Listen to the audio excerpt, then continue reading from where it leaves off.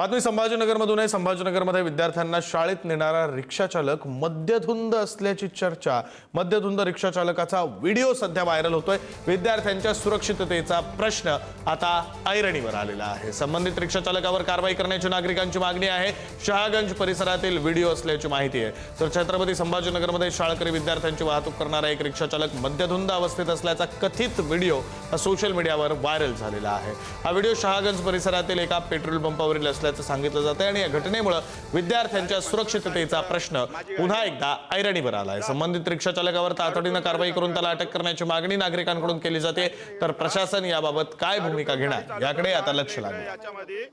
प्रतिनिधी Sumit Pawar phone line वरून जोडले गेलेले आहेत, सविस्तर तपशील देतील। सुमित, गाडी चालू राहिला ना तो नक्कीच विक्रांत, छत्रपती संभाजीनगर शहरात विद्यार्थ्यांच्या सुरक्षेबाबत गंभीर प्रश्न उपस्थित करणारा एक कथित व्हिडिओ सोशल मीडियावर आता प्रचंड व्हायरल होत आहे। शहागंज परिसरातील एका पेट्रोल पंपावर हा व्हिडिओ असल्याचं बोललं जात असून यामध्ये जो शाळेत विद्यार्थ्यांना वाहतूक करणारा रिक्षा आहे त्या रिक्षा चालकच मद्यधुंद अवस्थेत असल्याचा दावा करण्यात आला आहे। या घटनेनंतर संबंधित रिक्षा चालकावर तात्काळ कारवाई करून त्याला अटक करण्याची मागणी देखील नागरिकांकडून होत आहे। मात्र हा व्हिडिओ आणि त्यातील दाव्यांची अधिकृत पुष्टी अद्याप झालेली नाही। पोलिसांनी संबंधित प्रशासनाकडून या प्रकरणाची काही चौकशी होण्याची शक्यता असून शालेय विद्यार्थ्यांच्या सुरक्षेचा मुद्दा पुन्हा एकदा चर्चेचा विषय ठरलेला आहे। विक्रांत, धन्यवाद सुमित दिलेल्या माहितीसाठी। जा आता तू दारू पिऊनच आहे ना तू? दारू पिऊन गाडी चालू राहिला ना तू?